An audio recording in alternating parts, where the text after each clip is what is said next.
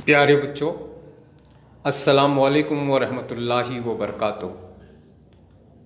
اس lock down کے period میں روایتی طریقے پر کلاس روم میں درس و تدریس کا عمل مکمل نہ ہو سکا۔ اس وجہ سے حکومت تلنگانہ نے چند ورک شیٹ بچوں کو اپنے مضمون کے اعتبار سے حل کرنے کے لیے فراہم کیے۔ آج ہم جماعت دہم کی اردو کے پہلے سبق نعت کے مشغلاتی پرچہ نمبر 1 کی بات کریں گے۔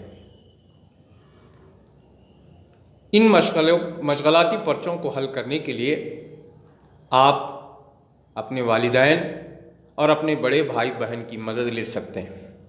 ویسے درسی کتب تو آپ کے پاس موجود ہیں، اس کو سامنے رکھتے ہوئے اسے حل کریں۔ پیارے بچوں، جو پہلی ورک شیٹ یا مشغلاتی پرچہ یہاں دیا گیا ہے وہ سبق نعت سے لیا گیا ہے۔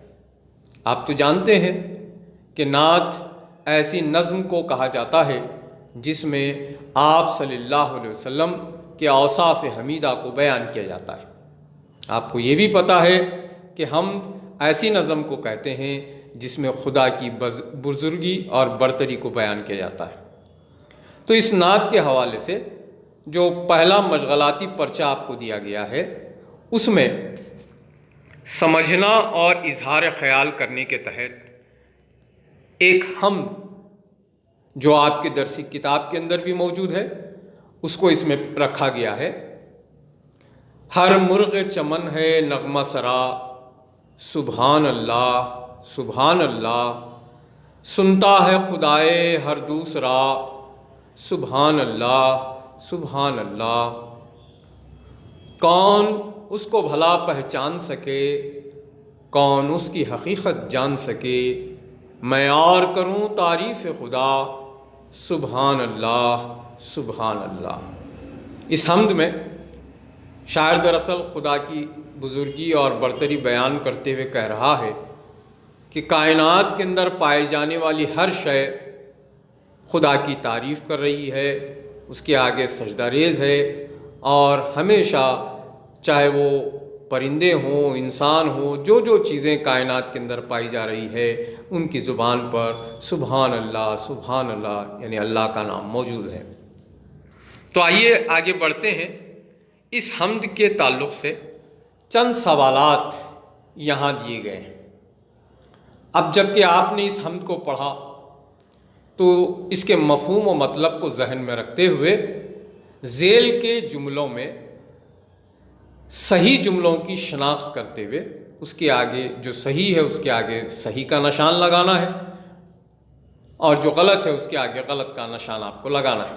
تو 3 یہاں پر حصے ہیں۔ الف میں 2 سوال آپ کے سامنے ہیں، تو جو صحیح ہے دونوں میں جو صحیح ہے اس کے آگے آپ درست کا نشان لگائیے۔ پہلا ہے کہ اللہ کی تعریف صرف انسان ہی بیان کرتا ہے، اور دوسرا ہے اللہ کی تعریف ساری مخلوق بیان کرتی ہے۔ ابھی آپ نے اوپر حمد پڑھی، تو اب اس کو نظر میں رکھتے ہوئے ان دونوں بیانات میں سے جو بیان یا جو جملہ درست ہے اس کے آگے آپ درست کا صحیح کا نشان لگائیے۔ وہیں بے اللہ کی حقیقت کو جاننا انسان کے بس میں ہے، اور دوسرا جملہ دوسرا بیان یوں ہے کہ اللہ کی حقیقت کو جاننا انسان کے بس میں نہیں ہے۔ یہاں پر بھی آپ کو وہی کرنا ہے، جو دونوں بیانات میں جو درست ہے اس کے آگے درست کا یا صحیح کا نشان لگانا ہے۔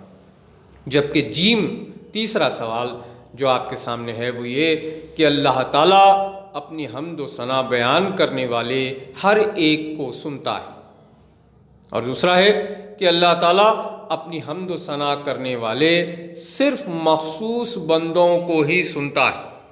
تو اب آپ کو جو اس میں 6 بیانات میں سے ہر سوال کے تحت جو 2 بیانات ہیں جس میں سے جو درست ہے اس کے آگے آپ کو صحیح کا نشان لگانا ہے۔ چلیے آگے بڑھتے ہیں۔ آگے بڑھتے ہوئے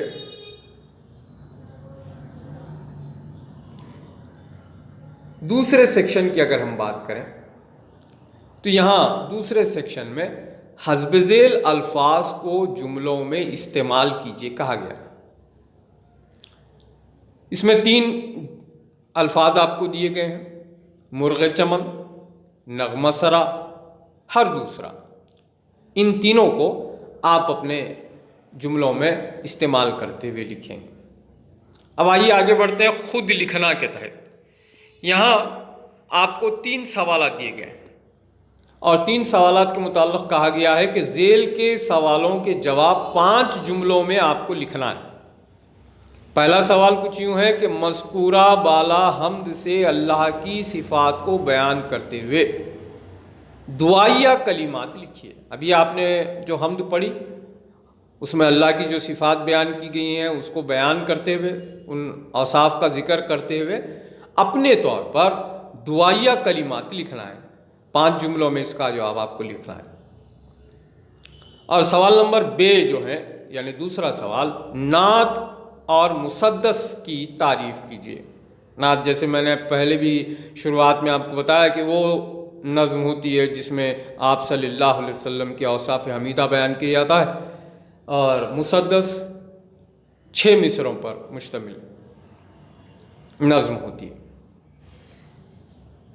آئیے آخری سوال کی طرف بڑھتے ہیں۔ اپنی درسی کتاب کے صفحہ نمبر 2 پر موجود شاعر کا تعارف پڑھ کر شاعر کے متعلق لکھنا ہے۔ آپ کو جو نعت آپ کو پہلے سبق کے طور پر آپ کی درسی کتاب میں دی گئی ہے، وہیں پر آپ کو شاعر کا تعلق خواجہ الطاف حسین حالی نے اس نعت کو لکھا ہے، ان کا تعارف بھی دیا گیا ہے۔